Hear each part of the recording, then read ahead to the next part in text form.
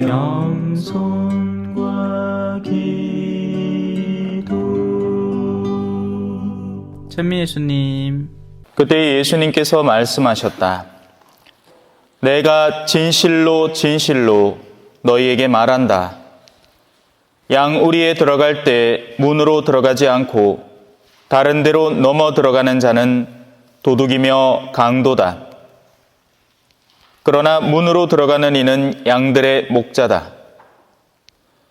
문지기는 목자에게 문을 열어주고 양들은 그의 목소리를 알아듣는다. 그리고 목자는 자기 양들의 이름을 하나하나 불러 밖으로 데리고 나간다. 이렇게 자기 양들을 모두 밖으로 이끌어낸 다음 그는 앞장서 가고 양들은 그를 따른다. 양들이 그의 목소리를 알기 때문이다. 그러나 낯선 사람은 따르지 않고 오히려 피해 달아난다. 낯선 사람들의 목소리를 알지 못하기 때문이다. 예수님께서 그들에게 이 비유를 말씀하셨다. 그러나 그들은 예수님께서 자기들에게 이야기하시는 것이 무슨 뜻인지 깨닫지 못하였다. 예수님께서 다시 이르셨다. 내가 진실로 진실로 너희에게 말한다. 나는 양들의 문이다. 나보다 먼저 온 자들은 모두 도둑이며 강도다. 그래서 양들은 그들의 말을 듣지 않았다. 나는 문이다. 누구든지 나를 통하여 들어오면 구원을 받고 또 드나들며 풀밭을 찾아 얻을 것이다. 도둑은 다만 훔치고 죽이고 멸망시키려고 올 뿐이다. 그러나 나는 양들이 생명을 얻고 또 얻어 넘치게 하려고 왔다. 주님의 말씀입니다.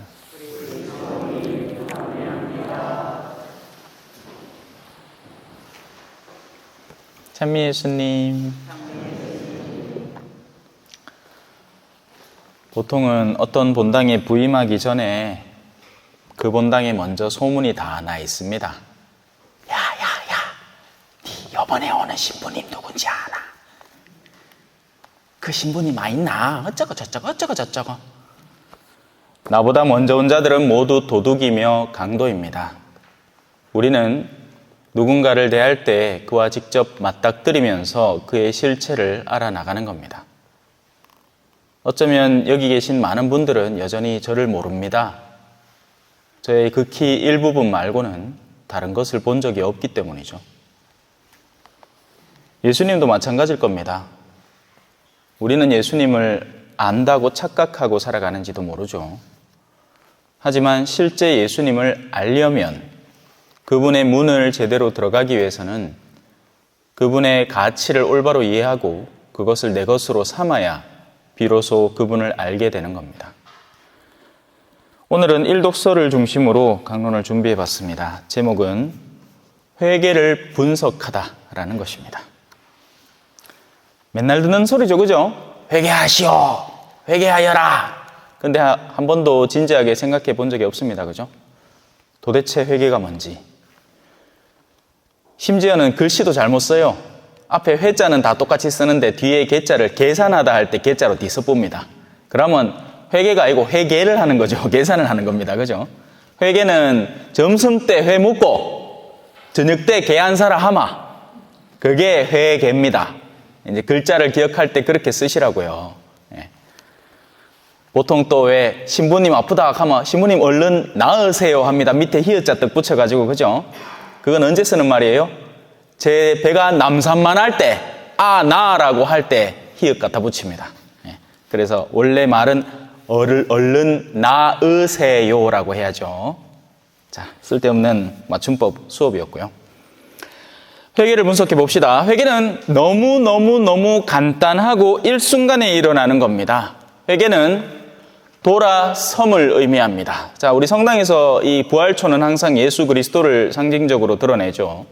부활 시기는 특별히 더욱 그렇고, 그래서 세례 때도 항상 부활초를 켜놓습니다. 예수 그리스도의 임재를 보여주는 거죠. 회개는 멀어져 있는 사람이 그분에게 돌아서는 것을 의미합니다. 이 돌아섬은 순식간에 일어나요. 성당에 오면 하나님께 돌아섭니다. 이제 나가서 또 사람들하고 이야기하면 금방 또 세상으로 돌아서는 게 문제죠. 유지를 못하는 게 문제이지 돌아섬은 순식간에 일어난다고요. 그릇된 길로 가는 여정을 돌이켜서 바람직한 길로 갈 때 회개라고 합니다. 우리가 마피아의 길로 회개했다. 이게 말이 안 되는 거죠. 그죠? 근데 이제 조직폭력배는 그렇게 얘기하겠지.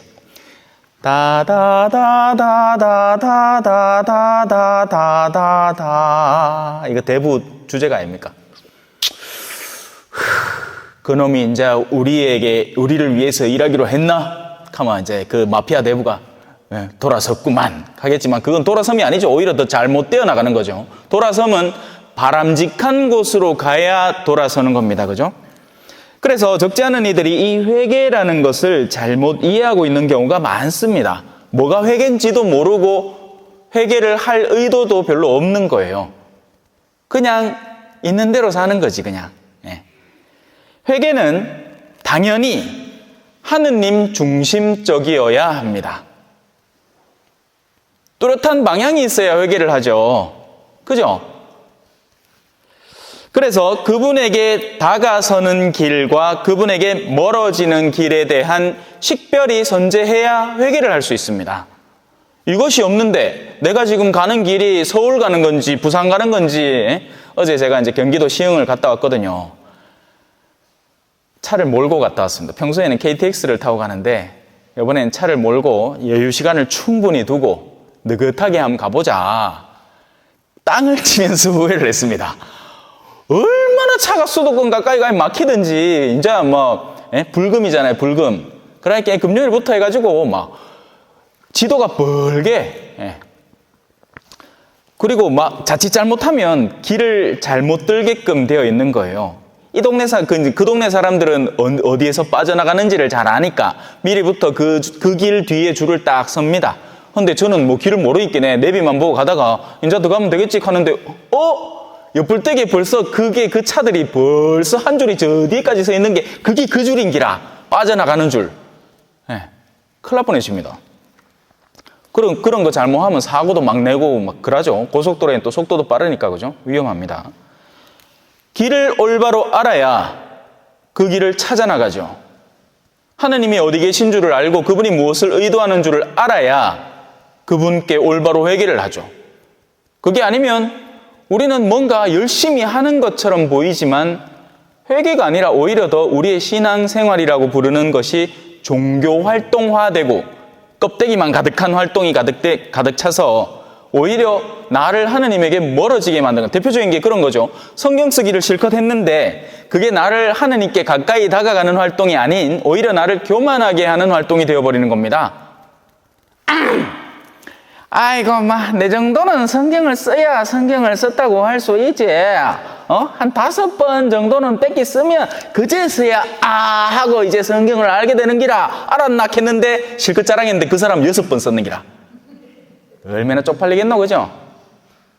그 사람은 진짜 써서 마음이 겸손하고 성경 안의 말씀을 알기 때문에 굳이 자기를 드러낼 이유가 없는 겁니다. 성경을 쓰는 게 오히려 자신한테 득이 되기 때문이죠.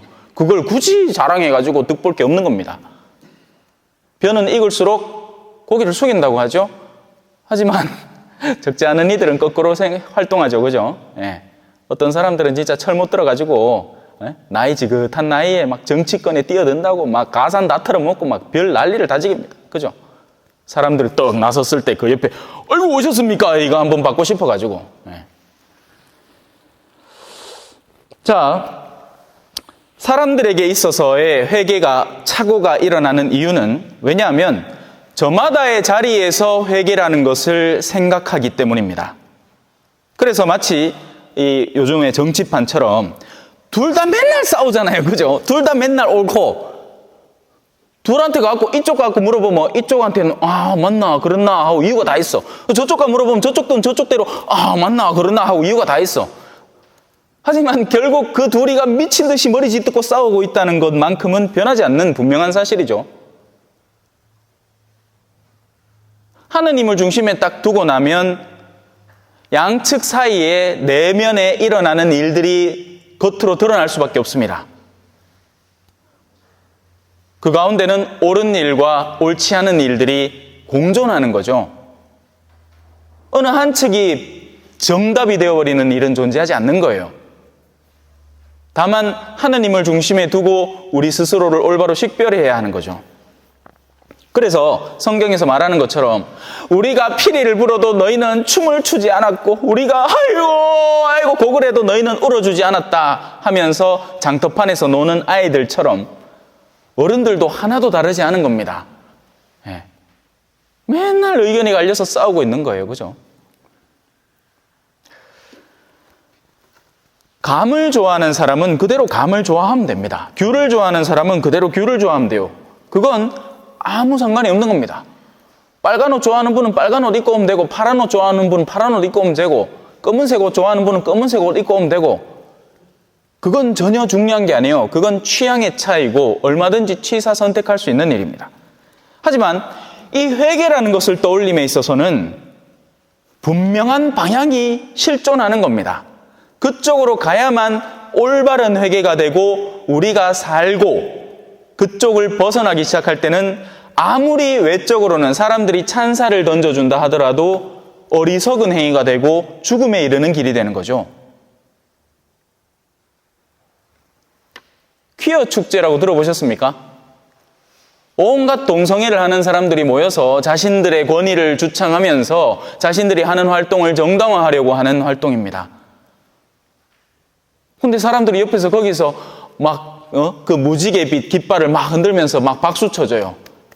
아, 그래, 자기 주장을 투철하게 하는 게 좋은 거지.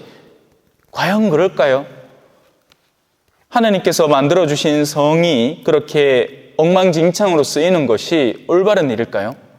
또 낙태 찬성론자들은 어떻죠? 아이들을 죽이는 것은 법적으로 제도화되어야 된다고 얘기하는 사람들입니다. 우리 교회는 분명히 아니라고 하죠. 근데 한국은 여전히 일종의 선교지라서 한국 사제들에게는 낙태를 해소해 줄 수 있는 권위가 고해소 안에서 부여되어 있습니다. 이건 예외적인 경우인 걸 알아야 돼요. 유럽에서는요, 낙태는 자동 파문의 제재를 받는 벌이에요. 그래서 교황님과 특별 사명권을 갖고 있는 사제들만 특별히 해소해 줄 수 있는 겁니다. 하지만 한국은 안 그래요. 이 앉아 계신 분들 중에서도 적지 않단 말입니다. 옛날에는 남아선호 사상이 워낙에 강해서 또 인구 제한 정책이 막 활성화되면서 그런데 가담을 하게 되는 겁니다. 하지만 용서받을 수 있다는 거죠. 교회는 분명한 방향을 지니고 있어야 됩니다. 그래야 사람을 이끌죠. 안 그러면 지금 우리 그냥 취미 활동하는 거예요. 뭔가 더 바람직한 노선이 존재하지 않는다면 네 말도 옳고 황희정승되는 거지. 네 말도 옳고 네 말도 옳다. 종두리가 와갖고 그죠? 우리에게 일어난 분쟁을 조정해 주십시오. 캐티마 이야기 듣더만 네 말도 옳고 네 말도 옳다. 이게 황희정승 스타일 아닙니까? 그죠? 예.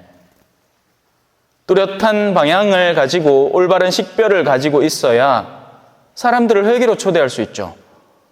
그냥 무턱대고 다 좋은 건 존재하지 않는 겁니다. 신앙 안에는 분명한 방향이 존재하는 거예요.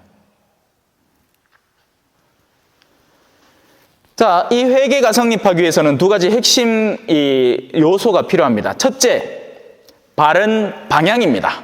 방향을 잘 잡아야 돼요. 둘째, 위치입니다. 방향 안에서의 우리가 어디서 있는가 하는 위치가 굉장히 중요한 역할을 차지합니다. 자, 이 두 개를 한 개씩 살펴봅시다. 첫 번째, 방향입니다. 우리의 내면은 방향이 존재합니다. 우리의 외견이 방향을 갖고 있는 것처럼 인간은 이제 앞에 있는 것을 더 잘 보고 잘 들으라고 눈의 방향과 귀의 방향이 설정되어 있죠. 그래서 뒤통수에 누가 얼른거려도 못 봅니다. 그죠? 흔히 말하듯이 엄마들은 뒤통수에 눈이 달렸다 하지만 사실 눈은 안 달려 있죠. 뭔가 소리를 이제 듣는다든지 낌새를 챈다든지 하는 것일 뿐 외견의 방향도 우리는 존재하는 것처럼 영혼에도 방향이 존재합니다.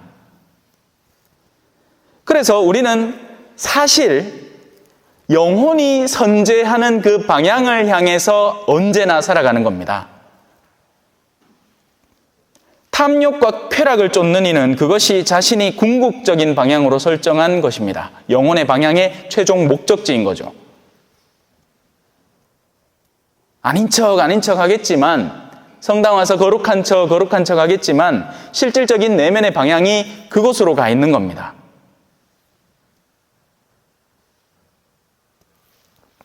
그래서 그는 가족이 어떻게 되든 상관없이 기꺼이 노름판에 뛰어들곤 하는 거죠. 아니면 술판에 뛰어들든지. 아내가 걱정을 오만상합니다. 이 사람이 또 어디 가고 뭘 하려나 싶어가지고. 하지만 마음의 방향이 말 그대로 마음이 콩밭에 가 있다 이렇게 표현을 하잖아요. 미사 중에도 마찬가지고, 그죠? 예. 혹시나 가스불 안 끄고 나오면 큰일 납니다, 그죠? 예. 마음이 콩밭에 가 있는 거죠. 그것처럼 우리의 내면이 방향지어져 있는 곳으로 우리의 내면은 항상 그걸 뒤쫓아가는, 그리고 사실 그 내면의 방향에 따라서 외견도 함께 가는 겁니다. 나를 어디에 헌신할 것인가? 사실 저라는 사람은요, 다른 일에는 굉장히 안 움직입니다. 예. 저 아마 방 안에 그냥 하루 종일 놔두면 하루 종일 쉴 수 있을 거예요. 침대에 누워가 꼼짝도 안 하고. 하지만 복음을 전해야 하는 일이 생긴다면 저는 그것을 위해서 기꺼이 어디든지 갈 준비가 되어 있습니다. 지금까지 그렇게 살아왔고요. 남미도 갔다 왔고, 저를 원하는 곳이면, 부르는 곳이면 언제든지 달려갈게. 낮에도 좋아, 밤에도 좋아. 적응 안 되죠? 우리 어르신들 벌써 아직 2년이나 지났는데 아직도 적응을 못 하신다, 그죠? 저 신부 와적하노, 그죠?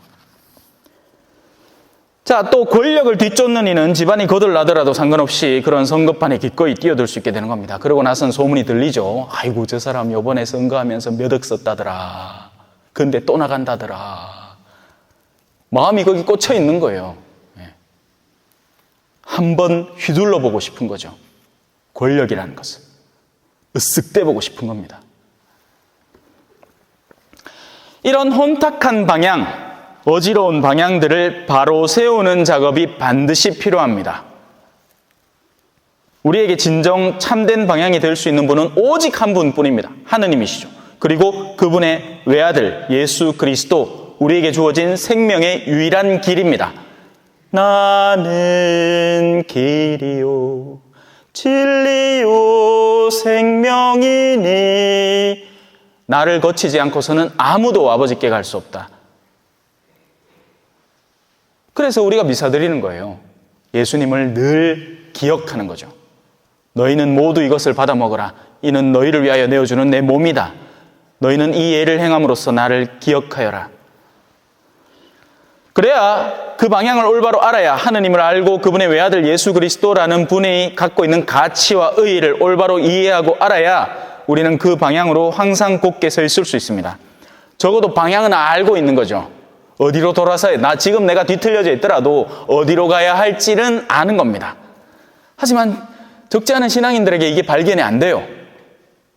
어디로 가야 할지 몰라요. 그냥 습관에 따라서 신앙 행위를 할 뿐, 내가 어디를 내면적으로 방향 지어야 하는지에 대한 확고한 지점이 부재해 있습니다. 존재하지 않아요. 이게 오늘날의 신앙인들의 특징입니다. 옛날에는 없이 살아도, 무식해도 아이고 하느님 항상 계시는데 그분을 믿고 따라야지요. 아이고 막 남편이 나를 괴롭게 해도 아이고 막 하느님 계시는데 보석이라고 생각하고 살아야지요. 어르신들이 잘 알고 있었단 말이에요. 그런데 지금은 이 내면의 방향이 온통 뒤틀려 흔들려 있습니다. 신앙생활 하면서 전보로 댕기고, 이거 완전 또라이들이죠. 지정신이 아니에요. 광기입니다. 광기. 신문에 사주 뭐 나왔나 호기심에 쓱 보고 앉았고,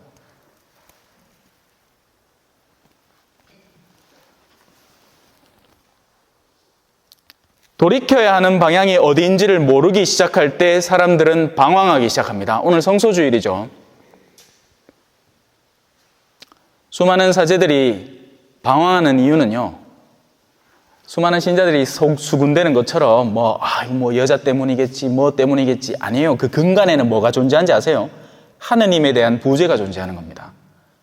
하느님에게서 멀어질 때 사람은 다른 대체제를 찾기 시작하는 거예요. 그러다 보면 그게 이성이 걸려 넘어질 수 있고, 아니면 금전적인 문제가 걸려 넘어질 수 있고, 마음속의 방향이 올곧게 서 있지 않을 때 모든 것이 공격 대상이 되는 겁니다. 하지만 주인이 강하게 나의 영적 공간을 차지하고 지키고 있을 때는 다른 것들이 쉽게 들어오지 못합니다. 이건 제 말이 아니라 성경 말씀이죠. 강한 자가 너희의 방을 지키고 있으면 그곳에는 아무도 들어오지 못한다. 하지만 그게 아닐 때에는 별의별 것들이 다 들어오는 겁니다.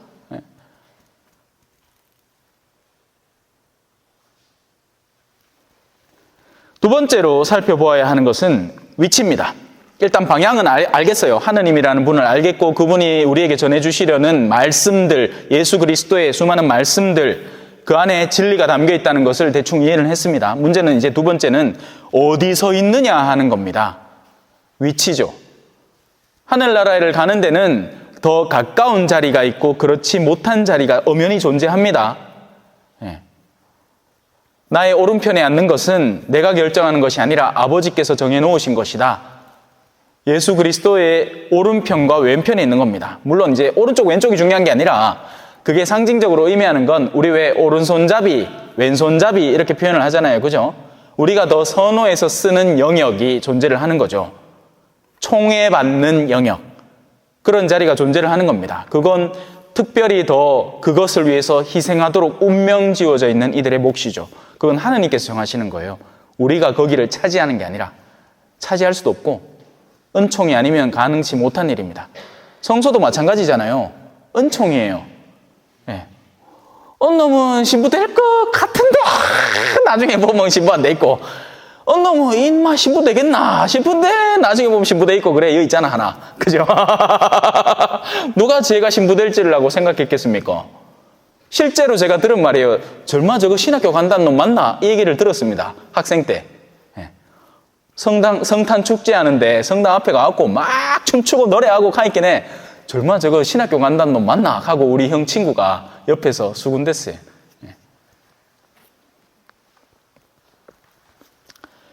위치에는 가까움과 멀음이 존재합니다.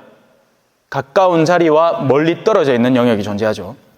방향은 하느님께 일단 상정해 두고는 있는데 위치가 점점 멀어지는 이들이 있어요. 이것도 재밌죠? 묵시록에 따르면 미지근한 사람들을 의미합니다.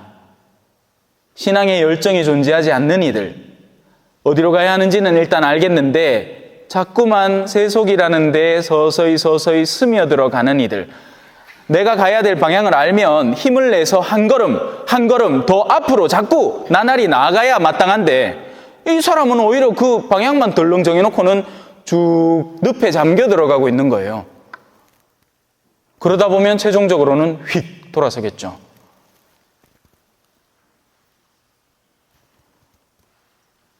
나날이 하느님께 나아가야죠. 더한 열정으로. 이게 하느님께 열정을 갖고 나가라는 말이 성당의 시간을 더 할애하라 이게 아닙니다. 그 얘기를 하는 게 아니에요. 하느님께 나아가는 위치는 영혼의 열정의 위치지 내가 외적으로 무엇을 하는가 하는 것은 크게 상관이 없어요.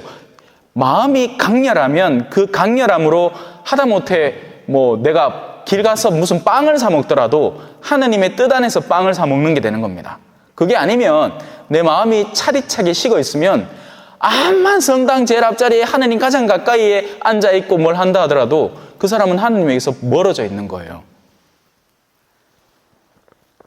그래서 나날이 우리가 어디 서 있는지 위치 점검을 해야 됩니다. 그걸 우리는 이제 이 신앙적 언어로 성찰이라고 하는 겁니다. 저녁마다 성찰해야 되잖아요, 원래. 근데 요새는 조가, 망가, 바치는 것도 없고, 기도도 안 하고, 참에는 억시 잘 돌보고, 세상 일은 정신없이 막 하는데, 이 신앙적 일은 갈수록 무뎌지고, 귀찮다하고, 세상 힘든 일은 하나도 힘들지 않게 느껴지죠.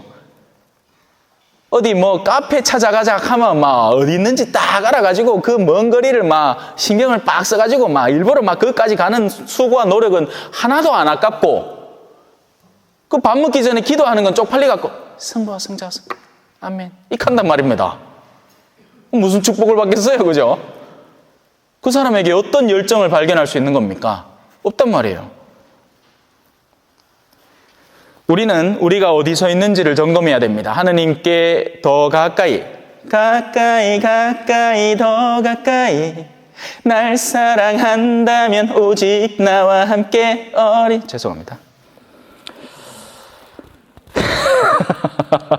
어제 밤에는 재밌었는데, 예, 보통은 이제 이런 모습을 처음 보는 분들은 웃든지 깜짝 놀라든지 둘 중에 하나입니다. 근데 우리 본당 신자분들은 이제 막 익숙하죠? 그죠? 예. 자, 성령을 받은 사람은 하느님을 사랑하게 됩니다. 오늘 이제 회개를 일단 초반에 다루었고요. 회개를 하시오. 그리고 뒤에 가서는 성령을 받으십시오. 자, 이렇게 적혀 있어요. 회개하십시오. 그리고 저마다 예수 그리스도의 이름으로 세례를 받아 여러분의 죄를 용서받으십시오. 그게 이제 회개에 다 포함되는 겁니다. 그러면 성령을 선물로 받을 겁니다. 성령은 내가 거머쥘 수 있는 무언가가 아니에요. 성령이 나보다 더 높은 분이기 때문에 그분이 당신을 우리에게 하사하셔야 되는 겁니다. 그래서 우리가 할 유일한 일은 당신이 내려앉을 자리를 정리정돈해 두는 것뿐입니다. 마음을 깨끗하게 해두는 것뿐이에요. 성령이 우리한테 언제 어떻게 다가오실지는 성령 당신이 결정하시는 일입니다. 나보다 나를 더 잘하시는 분이니까 당신을 기꺼이 원하실 때 선물해 주실 수 있는 거죠. 그래서 우리가 할 일은 자리를 비워놓는 겁니다. 헬리콥터가 언제 올지 몰라. 하지만 헬기장을 비워놔야 헬리콥터가 앉죠. 헬기장에 온갖 잡동사니 뭐 쓰레기 다 갖다 놨는데 그 헬기가 앉기를 기대하는 건 멍청한 일 아니겠습니까? 헬기가 앉기를 원한다면 헬기장을 비워놔야 하는 거예요. 그래서 우리는 회개하고 뉘우치고 성사로 우리의 내면을 깨끗이 하고 예수님을 우리의 내면에 받아들여 놓고 기다리고 있으면 저렇게 전화도 오고 성사도 오는, 성령도 오는 겁니다. 마침 또 그죠? 예, 신호가 빠방 온다. 사람이 성령을 받으면 하느님을 사랑하게 됩니다. 우리는 우리 순수한 인간적 능력으로는 하느님에 대해서 감도 못 잡아요. 눈에 비야 감을 잡지. 안 보이는 걸 어떻게 사랑한단 말입니까? 보이는 것도 사랑하기 힘든데, 안 그래요? 보이는 것도 사랑하기 힘들잖아. 하지만 안 보이는 걸 어떻게 사랑합니까? 성령이 아니고서는 불가능한 일이란 말입니다. 그래서 성령의 도움이 절대적으로 필요한 겁니다. 제가 얘기를 하면서도 지금 이게 튕겨나오고 있다는 게 느끼십니다. 제가 지금 열심히 얘기를 하지만, 자.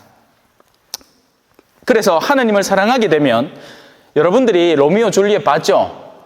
얼마나 둘이 사랑하는 동 서로 만나려고 생쇼를 다 하는 게 그 영화의 내용 아닙니까? 에?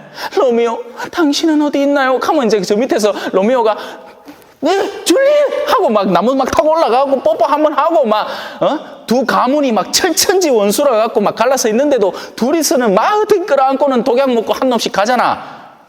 방법을 찾는단 말이에요, 사랑하마. 여러분들이 다 그래 사랑하고 결혼하지 않았습니까? 아이가.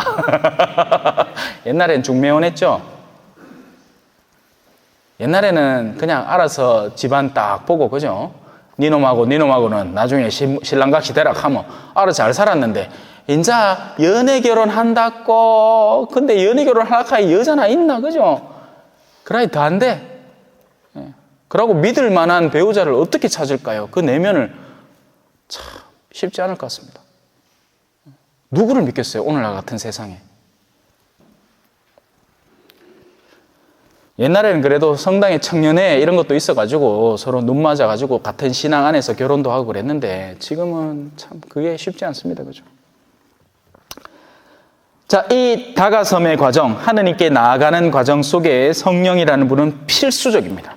우리 인간의 본성은 우리를 오히려 하느님에게서 멀어지는데 조력하거든요. 인간의 본성은 원래 순수했다면 하느님의 자연의 순리에 따라서 하느님께 순응하는 상태였겠지만 아담과 이브의 그 원죄로 인해서 우리의 내면은 더럽혀졌고 우리의 본성 자체는 자꾸 하느님에게서 우리를 멀어지게 한단 말입니다. 그래서 삼구라고 표현하잖아요. 세속, 육신, 마귀. 원래 육신은 순수한 상태에서는 우리를 영원히 살게 하는 거예요. 기계장치에 기름 잘 붓고 정비 잘 하면 평생 쓰는 겁니다. 하지만 우리는 자꾸 무너지는 방향 지어져 있죠. 우리가 환경을 더럽혀 놓기도 했고, 옛날에 저 길가에 깨울물 마셔도 아무 문제 없었던 거예요. 암만 뭐 동네 사람들과 빨래해도 좀 해만 지나고 나면 다시 맑은 물 흐르고 송사리 막 놀고, 지금 저 물 한 번만 먹어보십시오. 당장 내일 죽겠다고 응급실 실려 갈 기라. 저 물을 왜 먹는 거죠? 자, 베드로 사도는 사람들에게 간곡히 이야기합니다. 여러분은 이 타락한 세대로부터 자신을 구원하십시오. 2000년 전의 이야기인데 2000년 전부터 이렇게 되어 있었다는 거예요. 오늘날은 그러면 나아졌을까요? 망가졌을까요? 저는 그 대표적인 케이스가 우리나라의 대표적인 인구 감소의 현실이라고 봅니다. 축복이 아닌 사회, 스스로 자멸해가는 사회, 사회 자체가 자살을 시도하고 있는 사회를 우리는 살고 있습니다. 세상 사람들은 온갖 분석을 내놓고 이렇게 하면 된다, 저렇게 하면 된다 하겠지만 저는 하나의 실마리밖에 보지 못하겠습니다. 하느님을 망각하고 그분의 축복을 잊은 사회인 겁니다. 탐욕과 이기심에 젖어들어서 신앙이라는 것은 존재하지 않고, 심지어는 신앙인들조차도 자신의 신앙의 의미를 올바로 깨닫지 못하고 살아가지 못하는 사회. 빛과 소금이 없는데 어디에서 빛을 구하고 어디에서 짠맛을 얻어요? 뭐가 빛이고 뭐가 소금인지도 모르는데. 그러니 회개도 일어나지 않고, 회개가 일어나지 않으니 그 회개한 이들을 보고 감화받는 이들도 없는 겁니다. 여전히 우리 본당의 어르신들 가운데에는 존경받는 분들이 계시죠. 왜? 그분들은 짜거든요. 그분들은 그분들의 삶 자체로 빛을 드러내고 있거든요. 하지만 우리 스스로 한번 잘 생각해 봅시다. 과연 어떤 것으로 우리는 우리의 빛을 드러내고 있는지. 이 세상의 타락상을 우리의 내면적으로 느끼지 못한다면 구원을 추구할 수 없게 됩니다. 내가 스스로 뭔가 엇나가 있다는 걸 알지 못하는데 의사를 왜 찾아가요? 아프지 않다고 생각하는데. 자기가 뒤통수가 안 보이니까 뒤통수에서 피가 칠칠 나는데도 나는 이제 그 띵 맞은 그 느낌에 정신이 혼미한 게야. 아이고, 이거 빨리 병원 가야 된다. 괜찮아! 술 취한 사람 그렇죠, 그죠? 길 가다가 논두렁이 뒤자빠져가지고 이거 피가 철철 나는데도, 옆에 사람들은 막 걱정해주고 지금 빨리 병원 가야 된다 하는데, 에헤, 괜찮아! 하나도 안 아파! 그렇게 하다가 이제 내일 갑자기 어느 날 쑥 가쁘죠, 그죠? 그런 사람들 있습니다. 더러운 배설물이 들어있는 상자라도 그 외면을 화려하게만 꾸며놓으면 그 안에 무엇이 들어있는지 모르는 사람들이 그것을 탐내게 되는 겁니다. 이게 세상의 원리예요. 돈 버는 거 좋다고 주식 한금 사갖고, 야, 초반에는 많이 벌리다가 이제 뭐 가수 한 명 이제 나락갈 준비하고 있죠. 이 시대의 징표를 읽을 줄 알고 그 가운데에서 올바로 회개할 줄 알아야 합니다. 이 회개의 메시지는 2000년 전이나 오늘날이나 똑같이 울려 퍼지고 있습니다. 아멘. 찬미 예수님, 겸손과 기도.